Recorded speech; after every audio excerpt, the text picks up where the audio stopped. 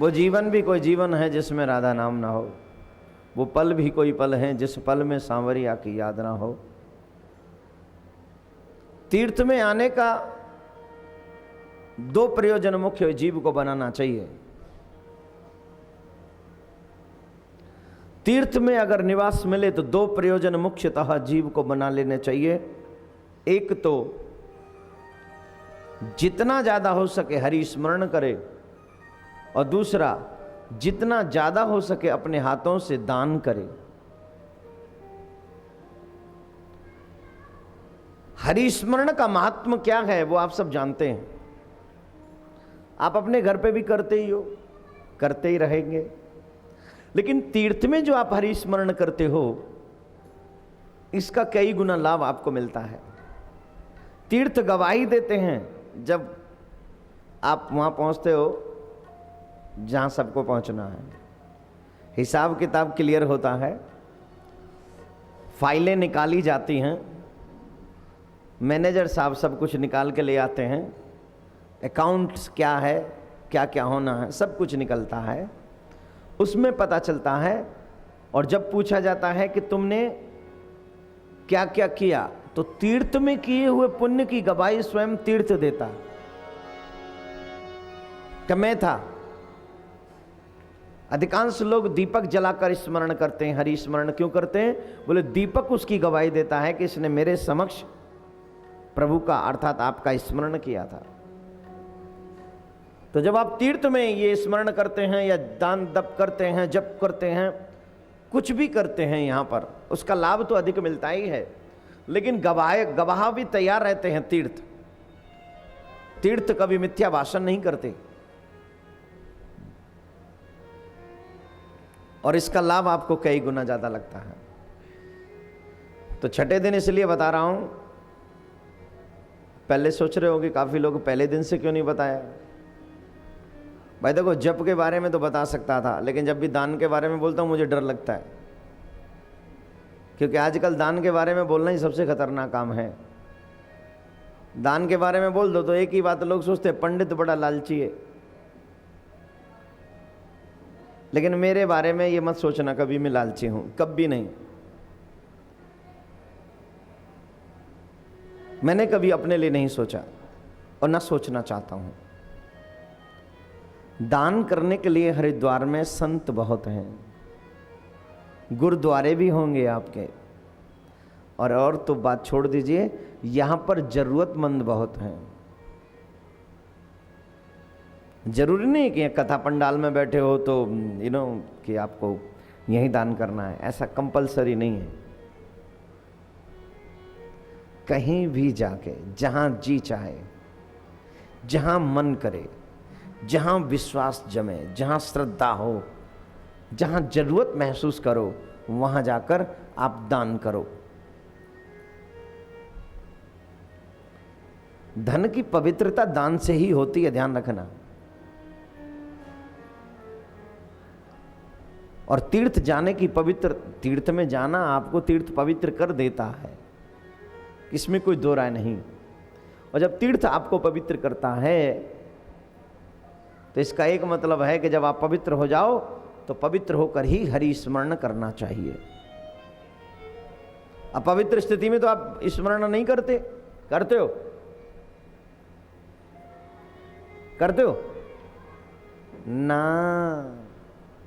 जब पवित्र हो जाते हैं तब हम हरि स्मरण करते हैं। और तीर्थ में जाने का मतलब है पवित्रता। तीर्थ में जैसे ही कदम रखते हैं तो हमें पवित्रता प्राप्त होती है। जैसे ही तीर्थ की वायु हमें स्पर्श करती है, तीर्थ की वायु जब हमें स्पर्श करती है तो मानो वो वायु स्पर्श ही नहीं कर रही, मानो हमारे इस अपवित्र तन को पवित्र कर रही है। वायु की बात कर रहा हूं। तीर्थ की वायु आपको पवित्र कर देती है, और जब तीर्थ की वायु आपको पवित्र करे तो उस पवित्रता में ही हरि स्मरण जितना करोगे उतना लाभ आपको अधिक मिलेगा। बोलो राधे राधे। राधे। जोर से बोलना पड़ेगा राधे। हमने ये अष्टोत्तर भागवत कथा साल में एक ही बार करना क्यों सोचा? या किसी तीर्थ में ही करने का निर्णय क्यों किया? हम ये अष्टोत्तर भागवत कथा दिल्ली में करें तो अष्टोत्तर नहीं, वहाँ 1100 भी हमारे लिए बहुत कम हो जाएंगे। वो लगे 1100 बहुत ज़्यादा लोग इकट्ठे होंगे। कहीं और भी हिंदुस्तान की बड़ी बड़ी सिटियां हैं जहां हम जाकर करें तो न जाने कितने लोग, 100 नहीं हजारों में लोग आकर जिजमान बन जाएंगे। लेकिन तीर्थ में ही क्यों? वजह यही है कि एक तो घर की समस्याओं से दूर रहते हो आप इन दिनों में। कल मेरे को कोई सज्जन बता रहे थे, ठाकुर जी जितना मन आपकी कथा सुनने में घर में नहीं लगता जितना यहां लगता है। बोले क्यों? बोले टीवी पे हम सुनते रहते हैं तो लोग भी, काम भी होता रहता है, ये भी करना वो भी करना, कभी लाइट चला जाना, कभी कुछ भी, है ना, ये सब चलता रहता है। लेकिन यहां घर के काम भी हैं, वहां तो घर में रहेंगे तो घर के काम भी हैं, संसार के काम भी है, और 25 काम याद आ जाते हैं। लेकिन तीर्थ में आकर कथा सुनना और कथा जाके कराना वो एक अलग विषय इसलिए हो जाता है क्योंकि यहां पर आप एकदम फ्री होके बैठते हो। यहां माया का वर्क, माया की काम हमको सताता नहीं है। सताता है? यहां आकर तो ऐसा लगता है जैसे गंगा स्नान करे तो ऐसा लगता है जैसे मन पवित्र हो गया। संतों का दर्शन करते हैं तो मन पवित्र हो जाता है। अन्यत्र ऐसे कई विषय हैं तीर्थ में जिनको प्राप्त करके या जिनको अपने सन्मुख देखकर हमारा मन प्राकृतिक सुंदर कर्म करने के लिए प्रेरित होता है। आप यकीन नहीं मानेंगे, कल की बात बता रहा हूं। कल ही शायद हम लोग गंगा स्नान करने के लिए गए थे। कल गए थे, परसों गए थे, परसों गए होंगे।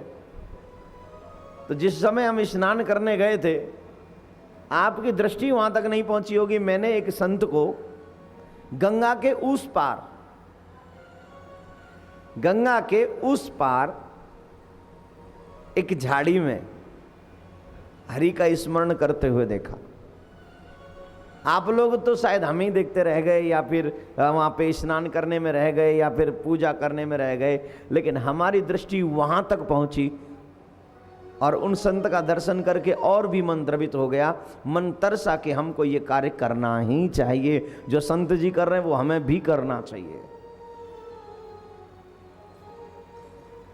तीर्थ में जाने के ये लाभ हैं। अनगिनत ऐसे दृश्य आपको देखने को मिलेंगे जिन दृश्यों को देखकर आप हरि की तरफ प्रेरित हो जाओगे। बोलो राधे राधे। राधे। जोर से बोलना पड़ेगा, राधे। और जोर से बोलना पड़ेगा। राधे। इसलिए तीर्थ जाना चाहिए। तीर्थों में कथा सुनना करना लाभ देते हैं। इसलिए हमने कहा, और इसलिए हमारा नियम कि हम अष्टोत्तर भागवत कथा करेंगे तो तीर्थों में करेंगे। अगली बार कितना सौभाग्य का विषय कि श्रीनाथ द्वारे में, जहाँ पर लाखों की तादाद में लोग नित्य दर्शन करते हैं श्रीनाथ जी महाराज के। लाखों की तादाद में बात कर रहा हूँ, हजारों की तादाद में नहीं। जो लोग गए हैं उन्हें मालूम होगा, मैंने दर्शन किए। लाखों की तादाद में आज भी नित्य दर्शन करते हैं। ऐसे राजस्थान की पवित्र धार्मिक पवित्र भूमि में श्रीनाथ जी महाराज के चरणों में बैठकर श्रीमद् भागवत कथा का रसोपान हम और आप सब नेक्स्ट ईयर मई बताया, डेट 28 मई से, तो वो आनंद लेंगे। और सभी किस्मत वाले भक्तवृंद, असल में मेरी भावना ये रहती है कि जब लोग कथा कराने के लिए कहते हैं और कह देते हैं कि अब खर्चे तो हैं, कथा कराना आज के युग में आसान काम नहीं है। लेकिन बहुत से लोग हमें फ़ोन पे ही सुना देते हैं कि क्या गरीब लोग कथा नहीं करवा सकते, ठाकुर जी अमीरों के हो गए हैं। ये सुनाने में तो कोई चूकता नहीं है, ये तो अच्छी बात है। जिसको मौका मिले वो सुना जाता है।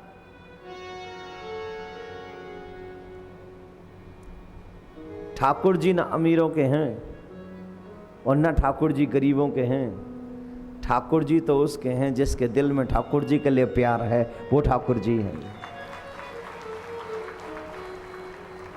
तुम उस लायक अपने आप को बना के रखो कि ठाकुर तुमसे दूर न जाए। अगर ठाकुर तुमसे दूर गया इसका मतलब है तुम्हारे अंदर ही कोई कमी रही होगी। अब कथा कराएंगे तो और भी बहुत संसाधन तो एकत्रित करने पड़ेंगे, उसमें धन खर्चा होगा। तो ऐसे लोग जो बेचारे कथा कराना चाहते हैं लेकिन किसी की वस्तु के अभाव में वो नहीं करा पाते हैं, ऐसे लोगों के लिए ये अष्टोत्तर भागवत कथा बड़ा सुंदर विषय है। अल्प धन में ही आप अपनी मनोकामना पूर्ण कर सकते हैं और इस बहाने विश्व शांति मिशन के सभी प्रेमीजन, सभी सदस्य एक दूसरे से साल में एक बार मिलते भी रहेंगे। तो इसलिए हम लोगों ने विचारधारा बनाई। तो जिसका पहला चरण श्रीधाम वृंदावन से प्रारंभ हुआ, दूसरा चरण हरि के द्वार पर आकर पूरा होने जाएगा 2 दिन बाद, परसों तक चलेगा ये चरण।